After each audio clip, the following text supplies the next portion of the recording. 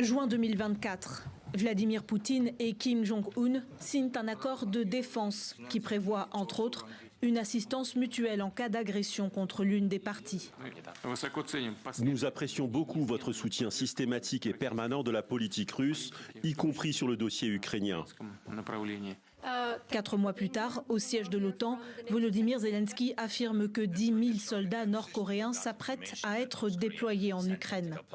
Le lendemain, les renseignements sud-coréens publient ces images satellites montrant des installations militaires russes rassemblant des soldats nord-coréens.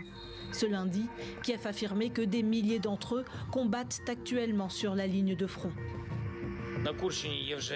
Plus de 3000 soldats nord-coréens ont été blessés ou tués dans la région de Koursk. Malheureusement, personne ne fait rien pour contrer la collaboration criminelle entre la Russie et la Corée du Nord. Une collaboration qui, selon l'agence sud-coréenne Yonhap, devrait s'intensifier par l'envoi d'armes et de troupes supplémentaires appartenant au Storm Corps, unité d'élite des forces spéciales nord-coréennes. Des soldats issus du 11e régiment d'infanterie formés pour des combats au sol. Leur conscription en Ukraine est obligatoire pour un salaire de 200 € par mois contre 1 € dans leur pays. Kiev affirme même qu'ils détiennent des cartes d'identité russes destinées à dissimuler leur réelle identité. Rares sont les images de haut combat. Mais dans cette vidéo, identifiée par le quotidien britannique Telegraph, des soldats nord-coréens sont traqués par des drones kamikazes ukrainiens. Pris de panique, l'un d'eux tue son camarade qui s'effondre au sol.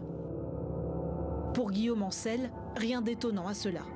Depuis 1950, l'armée nord-coréenne n'a plus d'expérience de combat. Et surtout, ils n'ont pas d'expérience de combat moderne. On voit bien que ces soldats nord-coréens sont extrêmement mal à l'aise.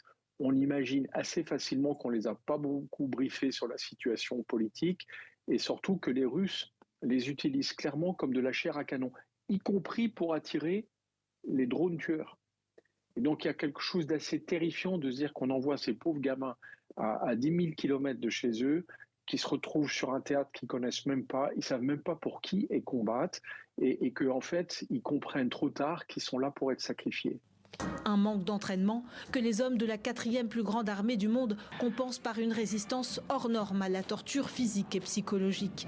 Avec eux, les Russes entendent surtout saper le moral des Ukrainiens par la stratégie du nombre. Car 3 ans après le début de la guerre, Kiev manque de bras quand Moscou n'hésite pas à les recruter à l'étranger.